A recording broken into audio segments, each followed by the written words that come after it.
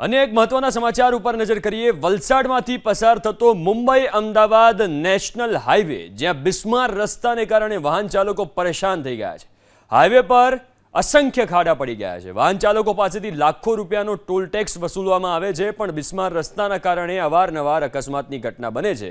ABP અસ્મિતાની team સોનવાડા ગામ પહોંચી તો અહીં રસ્તો ઓછો અને ખાડા વધુ જોવા મળ્યા। સોનવાડા ગામ પાસેના બ્રિજ પર દેખાડા ખાતર કપચી પાથરી દેવાઈ છે। વાગલધરાથી ડુંગરી સુધી રસ્તા પર ખાડાને કારણે વાહન ચાલકોની લાંબી કતારો જોવા મળી। સર્વિસ રોડના ખાડા પૂર્યા વગર જ એક લાઇનનું કામ શરૂ કરી દેવાતા અહીં દરરોજ 8 થી 10 કિલોમીટર લાંબી લાઇન લાગે છે। તાજેતરમાં વલસાડના કલેક્ટરે જાહેરનામું બહાર પાડીને હાઈવેનું યોગ્ય સમયમાં સમારકામ નહીં થાય અને અકસ્માતથી કોઈનું મોત થયું તો કોન્ટ્રાક્ટર જવાબદાર રહેશે। કોન્ટ્રાક્ટર સામે સદોષ મનુષ્ય વધનો ગુનો નોંધાશે એવી વાત કરી હતી। તેમ છતાં સ્થિતિમાં કોઈ સુધારો નથી આવ્યો। આ છે ડુંગરી પાસેનું સોનવાડા ગામ અને ત્યાંથી પસાર થતો નેશનલ હાઈવે નંબર 48। સોનવાડા ગામનો આ બ્રિજ છે અને આ બ્રિજની સ્થિતિ આપ આકાશી દ્રશ્યોમાં જોઈ શકો છો।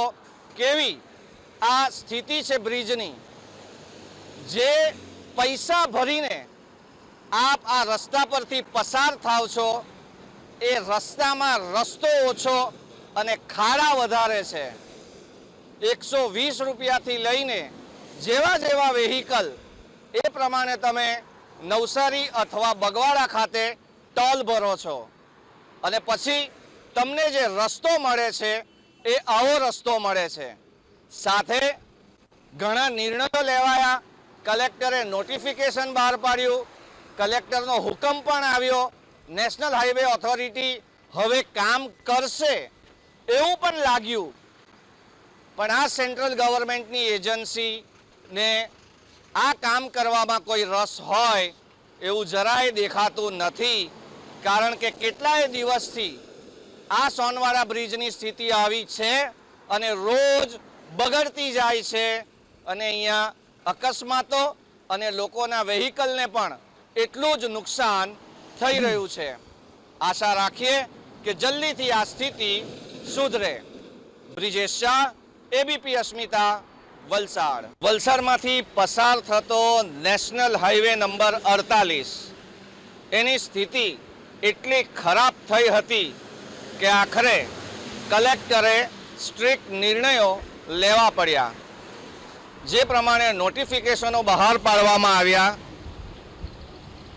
કાનૂની કેસ કરવાની પણ એની અંદર જોગવાઈ કરવામાં આવી, ત્યારે લોકોને એવું લાગ્યું કે ફરક પડશે, પણ આ કેટલો ફરક નેશનલ હાઈવે નંબર 48 પર પડી રહ્યો છે એ આ દ્રશ્યમાં દેખાઈ રહ્યું છે। कैसा है रास्ता? 3 घंटे हो गए मेरे को, 3 घंटे सेठ का बार बार कॉल आ रहा है, क्यों कर रहा है, क्या कर रहा है। मेरे जाम लगे पड़ा है, जाम क्या लगे पड़ा है, झूठ बोल बोल के गाड़ी 3-4 घंटे हो गए, 11 बजे के लगे पड़ा हूँ मैं लाइन में, परेशान है, पैर हार गए, ब्रेक लगा के गेयर लगा के सब खत्म। टोल भर रहे हो? खाना नहीं खाया मैंने, अभी तक खाना नहीं खाया, जाम में लगे। टोल भरा? टोल बहुत बुरा रोड है। टोल भी भरा? मतलब टोल भरा? हाँ। कितना पैसा लिया टोल का? टोल के पास है पता नहीं है, फास्टैग लेता है, हमको नहीं पता, सेट लगता है। बहुत परेशान, पूरे परेशान है, पूरे परेशान है। सुबह 8 बजे सूरत से सुबह 8 बजे निकले हैं, वापिस सूरत 1 घंटे का रास्ता है, वहाँ से मुझे आने में 5-6 घंटे लगे। पूरे परेशान है हम, पैसेंजर गाड़ी है, बेंगलोर जाने वाली गाड़ी है, आगे सवारी सब वेट करे, बहुत परेशान है साहब। इसका कोई समस्या का कोई समाधान कराओ प्लीज। कितना टोल भरते हो, उसके सामने सुविधा क्या है? टोल हम भरते 5,000 रुपये, हमारा गुजरात का टोल ना था, सिर्फ 5,000 रुपये। और सुबह 6 बजे बोर्डर से घुसे, 4 घंटा रास्ता है वापिस और 8 घंटे लगे मुझे आने में।